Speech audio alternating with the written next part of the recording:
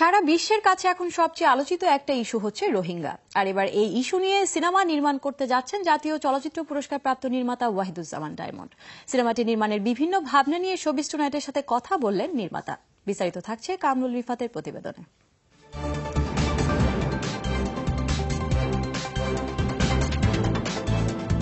সমসাময়িক আর সমাজ সচেতনমূলক ইস্যু নিয়ে সিনেমা নির্মাণ করেন সৈয়দ ওয়াহিদুজ্জামান ডায়মন্ড। শুরুটা ছিল নাচলের রানী সিনেমা দিয়ে, এরপর গঙ্গাযাত্রা সিনেমাটি তাকে এনে দিয়েছে জাতীয় চলচ্চিত্র পুরস্কার। একই ধারাবাহিকতায় তিনি নির্মাণ করেন অন্তর্ধান। মুক্তির অপেক্ষায় আছে বাষ্পস্নান, আর এবার নির্মাণ করতে যাচ্ছেন রোহিঙ্গা। রোহিঙ্গা ইস্যুটা বেশ কিছুদিন ধরেই কিন্তু সারা ওয়ার্ল্ডকে নক করছে। আজকে যে শুধু মায়ানমারই এটা নিয়ে এফেক্টেড তা না, এই রোহিঙ্গার কারণে আমরাও কিন্তু ভুক্তভোগী। প্রায় ভাবতাম যে এই বিষয়টা নিয়ে করা যায় কিনা কিছু। এরই মধ্যে শেষ করে ফেলেছেন রোহিঙ্গা সিনেমার চিত্রনাট্য লেখার কাজ। এবার যাবেন দৃশ্য ধারণে। মনে করেন এটাই প্রথম সিকোয়েন্স যে সূচি নোবেল গ্রহণ করছেন, আর ঠিক সেই সময় হয়তো অনেকগুলো লোক বসে ওই দৃশ্য দেখছে টেলিভিশনে। সূচি যখন নোবেল গ্রহণ করছেন তখন টেলিভিশনের একটা কর্নার থেকে আগুন ধরে দাও দাও দাও দাও করে একটা পর্যায়ে পুরো টেলিভিশনটাকে পুড়িয়ে দিচ্ছে। আর এই ছবি শুরু হলো। একদিকে সূচির নোবেল গ্রহণ, আর একদিকে মিয়ানমার জ্বলছে।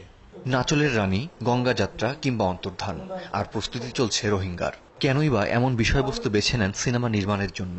চলচ্চিত্র তো সমাজের, জাতির, মানুষের দিক নির্দেশনা করার কথাই বলে।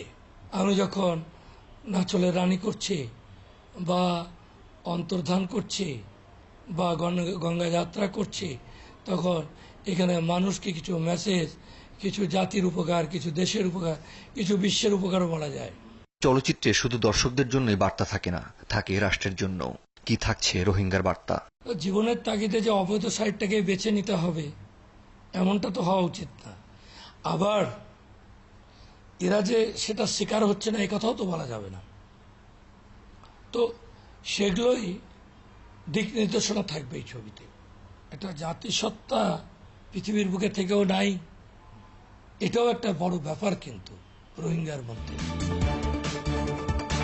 আসছে নতুন বছরে শুরু হবে রোহিঙ্গার দৃশ্য ধারণের কাজ।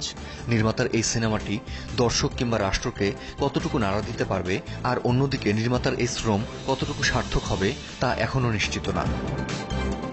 Kamrul Rifat, showbiz tonight.